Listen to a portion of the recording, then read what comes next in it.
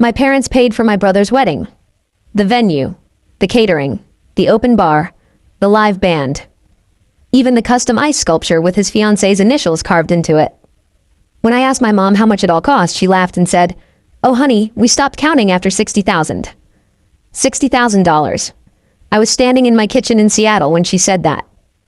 At that exact moment, I was eating pasta out of a bowl I bought at Target because I couldn't justify replacing my chipped plates. My name is Claire Donovan, I'm 34 years old, and I learned something very important at my brother's wedding. In my family, independence was a compliment, until it became an excuse. My brother's name is Matthew. Matt has always been what my dad calls a people person. Translation: charming, impulsive, terrible with money. Growing up in suburban Columbus, Ohio, we were raised with two very different expectations. Matt was sensitive. I was strong. Matt needed encouragement. I needed discipline. Matt forgot deadlines. I planned 3 months ahead. Somewhere along the way, that turned into a permanent narrative. He needed help. I would figure it out. When I was 18, I got into the University of Washington, out of state. I had partial scholarships, but not enough to cover everything. My dad sat me down at the dining room table and said, "If you want that school, you'll need to take responsibility." I nodded. It sounded reasonable. Adult. Fair. Matt, on the other hand, chose Ohio State. Closer. Cheaper. Still my parents covered. His tuition gap, his apartment deposit, his car insurance, his spring break trip to Cancun, which was somehow already paid for. When I brought it up once, just once, my mom said, "Claire, you're better with money. Your brother isn't wired like you." Wired. Like he was built fragile. Like I was built to absorb. Fast forward 10 years. I moved to Seattle after college, worked my way from a junior project coordinator to operations director at a logistics company. I didn't marry young, didn't buy a house early, didn't take big risks. I paid off my student loans at 31. Matt? He bounced between marketing jobs, then startups, then consulting. At 32, he met Ashley. She's sweet, truly, kind, energetic, Instagram perfect. Within 8 months, they were engaged. That's when the wedding planning started. At first, it was small talk. We're thinking fall. We love rustic venues. Her parents can't contribute much. Then one Sunday afternoon, my mom called me. "We've decided to help them." "How much?" I asked. "Oh, just some support." I should have known. In my family, some support has never meant some. The venue alone was $22,000. A restored barn outside Cincinnati, string lights, white roses, imported wine. My dad said it's once in a lifetime. I didn't say anything, because technically he wasn't wrong, but neither was this. So is financial stability. 2 weeks before the wedding, I flew home. At the rehearsal dinner, my dad gave a speech. He talked about Matt's big heart, about how proud he was of the man he'd become, about how family steps up for each other. I clapped, I smiled, I meant it. Mostly. But then he said something that lodged in my chest like a splinter. "We always knew Matthew just needed the right support to thrive." Support, the word echoed. Because when I needed support at 22, juggling 2 jobs and 17 credit hours, the word was independence. The wedding itself was stunning. Ashley cried walking down the aisle. Matt cried harder. My parents beamed. At the reception, I overheard my aunt whisper, "They're so generous to give them this start." A start. Interesting. Because when I started, it was with Sally Mae. 3 months later, my rent increased. Seattle is brutal like that. I called my mom casually one night. We were talking about nothing when she said, "Oh, by the way, your dad refinanced the house to cover some wedding expenses." I froze. "How much did you spend?" She hesitated. "Closer to 75. $75,000. I did the math automatically. That was my entire student loan balance. A 20% down payment on a $375,000 house, nearly 2 years of my net salary when I graduated. I swallowed. "That's a lot." "Well," she said lightly, "you've always been independent. We never worried about you." There it was, not cruel, not loud, just consistent. I didn't ask them for money, I never had. But something shifted in me that night. Because independence is empowering, until it becomes selective generosity. 6 months after the wedding, Matt called. "Hey, Claire, random question." Whenever someone starts with that, it's never random. "We're thinking about buying a house." "That's great." "Yeah, but the market's tough. Dad mentioned you've been investing." I felt my spine straighten. "I have." "Would you ever consider co-signing? Just temporarily." There it was again. Support. I took a breath. I'm not comfortable doing that. Pause. Oh. His tone changed slightly. Okay, no pressure. But there was pressure. It was quiet, but it was there that a week later my dad called. Your brother said you were hesitant. I said no. Why? Because no is a complete sentence, but I didn't say that. I've worked really hard for my financial stability. And we worked hard to give you both opportunities. Both. I almost laughed. Dad, I said carefully, you gave Matt $75,000 for a wedding. Silence. That's different. How? It was a celebration. So is buying a home. He sighed. You're looking at this transactionally. Yes, because it was a transaction, just not one I was invited to. That was the first real crack, the first time I felt the imbalance clearly instead of vaguely. But the real turning point came the following spring. When my mom called me crying and said we might need to stay with you for a while. When my mom said they might need to stay with me, I thought she meant a weekend. Maybe a plumbing issue. Maybe roof repairs. But her voice didn't sound temporary. It sounded scared. What's going on? I asked. She hesitated. I could hear my dad in the background. Then she said it. Your dad lost his contract. My dad had worked as an independent insurance broker for almost 15 years. Commission-based, no safety net except what he built himself. Or what he didn't build. How long has this been happening? I asked.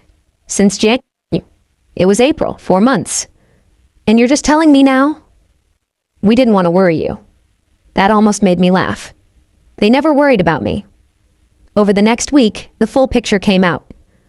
The refinance for the wedding had increased their monthly mortgage payment by nearly $1,200. The market shifted. 2 major clients left. They had dipped into retirement savings to bridge the gap. Bridge. That word again. Money in my family was always a bridge. But somehow I was never allowed to cross it. How bad is it? I asked my dad when he finally got on the phone. We're fine, he said immediately. Which meant they weren't. We're just tight. Tight meant 2 maxed credit cards, a $40,000 HELOC balance, retirement account reduced by almost half, and no emergency fund left. I sat at my dining table in Seattle staring at my budget spreadsheet. I could help them, technically. I had savings, investments, a stable salary, but something inside me resisted. Not out of cruelty. Out of clarity. Have you talked to Matt? I asked carefully. Silence. He just bought the house, my mom said. Of course he did. 3 months earlier, my parents had helped with his down payment. I found that out accidentally when Ashley posted a "Grateful for our village" caption under a photo of them holding house keys. My dad had transferred $25,000 on top of the wedding, on top of the refinance, on top of everything. So what are you asking? I said finally. We just need somewhere to stay for a few months, my mom said softly. Seattle. 1,000 miles away. Leaving their house empty. Leaving their problems paused. Why not stay with Matt? I asked. Another silence. They don't have the space, she said. 3-bedroom house, finished basement. But no space. I understood perfectly. Matt had just started his life. I was established. Independence had consequences. I flew home 2 weeks later. Not to offer them my guest room, but to look at the numbers myself. I sat at their kitchen table, the same one where I'd been told to take responsibility at 18. I opened their statements. Line by line. It wasn't recklessness. It was imbalance. They had spent years pouring support into one direction and assumed the other direction didn't need water. Why didn't you save more? I asked gently. My dad looked defensive. We were helping your brother. Yes, I said. You were. He rubbed his forehead. He just needed more guidance. And I didn't? You were fine. There it was again. Fine, the most expensive compliment of my life. That night, I drove to Matt's house. He didn't know I was coming. Ashley opened the door, surprised. Polite. The house was beautiful. New floors, updated kitchen, decorated carefully. It smelled like candles and fresh paint. Matt came into the living room smiling. Claire, what's up? I looked around. This was what support looked like when it landed. Stable, visible, solid. Our parents are struggling, I said. His smile faded. I know things are tight. Tight? I repeated. They might lose the house. That got his attention. He sat down slowly. Well, Dad said they had it handled. Handled. That word again. It's not handled, I said calmly. He swallowed. What do you want me to do? I didn't answer right away, because that was the question, wasn't it? What did I want? Fairness? Reimbursement? Acknowledgement? I want you to understand something, I said finally. For years, they've told me I didn't need help, that I was independent, strong, responsible. He nodded slowly. They used that as a reason to invest in you instead. His jaw tightened. I didn't ask for that. I know. But you accepted it. That landed harder. I can't just give them money, he said quietly. You're their daughter, too. Yes, I replied. I am. And that was the problem. Because being their daughter had always meant different things depending on which child they were looking at. That night, I didn't promise anything. I went back to my parents' house, sat in my childhood bedroom, looked at old trophies, report cards, acceptance letters, proof of a pattern, proof that I had been capable, and proof that capability had become currency. The next morning, I made them an offer. Not emotional, not reactive, structured. I won't let you lose the house, I said calmly. They both looked up. But this is not a gift. My dad stiffened slightly. It's a loan, written agreement, clear repayment terms, and one condition. What condition? My mom asked. You stop pretending the past didn't happen. Silence filled the room. We need to talk about the imbalance. My dad looked uncomfortable. This isn't the time. It's exactly the time. For 2 hours we talked. About college, about rent, about the wedding, about the house down payment, about co-signing, about the narrative of independence. It wasn't explosive, it was quiet and uncomfortable. My mom cried once, my dad didn't. But he listened. Really listened. For the first time, I thought I was protecting you, he said eventually. By not helping me? I asked. By not making you dependent? I never wanted to be dependent, I replied. I wanted to be supported. That's the difference nobody names.